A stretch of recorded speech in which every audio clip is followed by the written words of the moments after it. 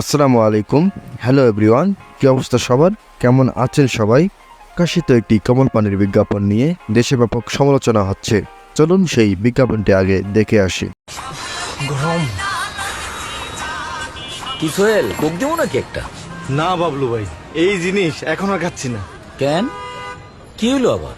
শোনেন নাই, এটা তো ওই জায়গা। তো খবরটা তুমি কই পাইলা? কেন, সুলতান যে বললো।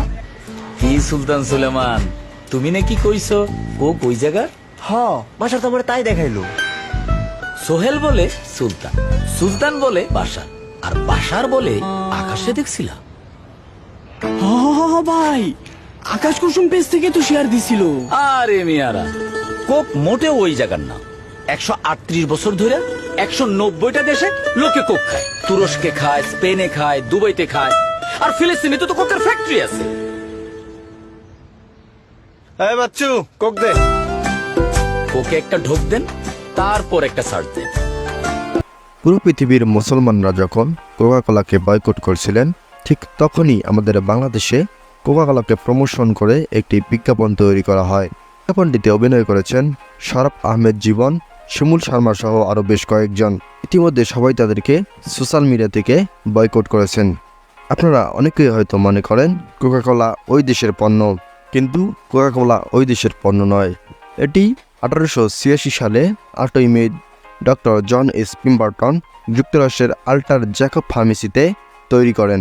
তবে কোকাকোলা, পেপসি, এমসি সহ কয়েকটি প্রতিষ্ঠান তাদের আয়ের একটি অংশ ওই দেশে ডোনেট করে থাকে, যা দিয়ে তারা প্যালেস্টাইনের মুসলমানদের উপর অত্যাচার করতেছে। যেহেতু ওই কোম্পানিগুলো ওই দেশের অর্থ দিয়ে প্যালেস্টাইনে বর্বরচিত গণহত্যা সংগঠিত করতে সহায়তা করতেছে, সেহেতু আমরা ওই দেশের পণ্য ব্যবহার করতে পারি না। বাংলাদেশ আর কিছু পারুক বা না পারুক, সমালোচনা কিন্তু ঠিকই সৃষ্টি করতে পারে।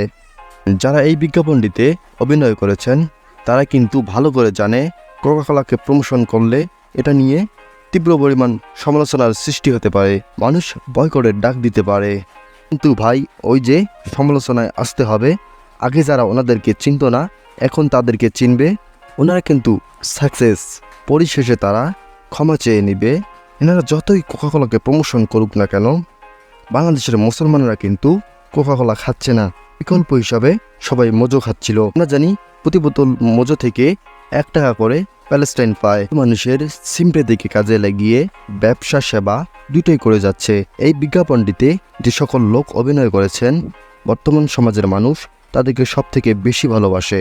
তাদের ভিডিও, নাটক সবকিছু সবাই অত্যন্ত আনন্দের সাথে দেখে। আজকে তাদেরকে বয়কটের ডাক দিয়েছে শুধুমাত্র মানুষের হৃদয় অনুভূতিতে আঘাত করার জন্য।